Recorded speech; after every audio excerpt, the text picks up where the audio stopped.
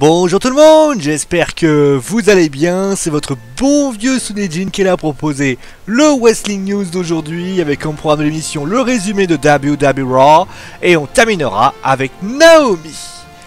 Et débutons donc avec le résumé de Raw et il a commencé avec un Miss TV qui avait comme invité la team Sheamus qui affrontera donc les Hardy Boys du côté de Dean Ambrose, ça sera le Miz pour le titre intercontinental. Alors vous le savez, ça commence à critiquer direct.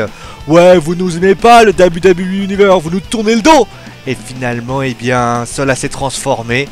Avec un Dean Ambrose qui est venu, il s'en est pris à eux justement avec les Hardy Boys. Ça a donné un match à 6 qui a eu la victoire des Dean Ambrose et des Hardy Boys avec une Swanton Bomb. Nous avons eu ensuite Elias Samson qui a battu un jobber très facilement. Place ensuite au premier gros match de la soirée, le Triple Threat match entre Samoa Joe, Bray Wyatt et Finn Balor. Victoire de Samoa Joe après avoir volé la victoire à Finn Balor, parce qu'en fait il avait fait un coup de grâce et à ce moment précis, Finn Balor est arrivé, Samoa Joe est arrivé, l'a écarté, 1, 2, 3, emballé, c'est pesé. On passe maintenant au de la division point moyenne avec comme d'habitude 2 matchs proposés.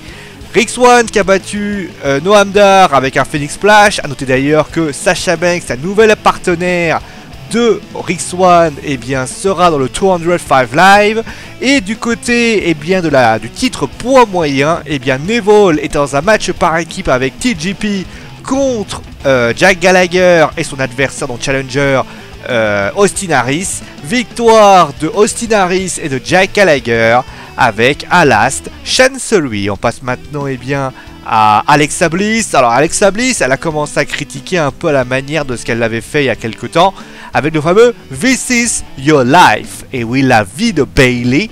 On a eu quelques moments dans l'attaque, des objets qui semblaient la correspondre à Bayley, des personnes notamment.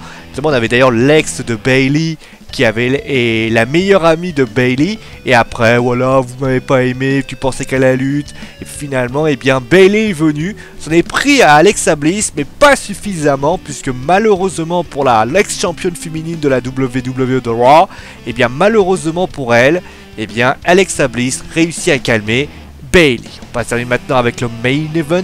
Roman Reigns qui faisait face à Seth Rollins. Victoire de Roman Reigns, et oui, avec un spear. Il a d'ailleurs contré le Curse Stomp, d'ailleurs une prise qu'il n'avait pas utilisée depuis quelques temps.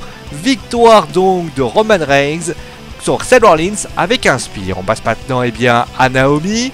Naomi qui donc, vous le savez, est toujours championne féminine de SmackDown. Elle n'a pas défendu sa ceinture à Backlash, mais elle va la défendre très prochainement, puisque vous le savez, il y aura il y a peut-être un Money in the Bank féminin, c'est dans les tuyaux, on en parle quelques fois, mais ça pour l'instant, il n'y a pas vraiment de rumeur dessus, mais en tout cas, il y aura un match demain pour désigner la challengeuse numéro 1 pour le titre de SmackDown, dégage la bouche.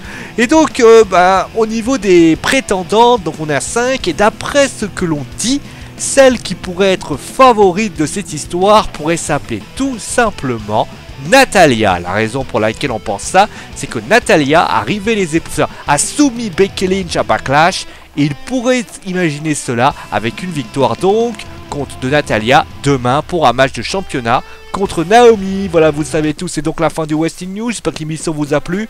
Demain au programme, on fera le résumé de SmackDown et on parlera d'une celle qui sera également dans le fameux match à 5, Carmella. Et oui, Carmella qui peut-être demain sera challengeuse, mais pour l'instant, on parlera d'elle, des plans qu'il pourrait lui proposer. En tout cas, nous, on se retrouvera demain. Faites des gros bisous et je vous dis à très vite. Allez, ciao tout le monde!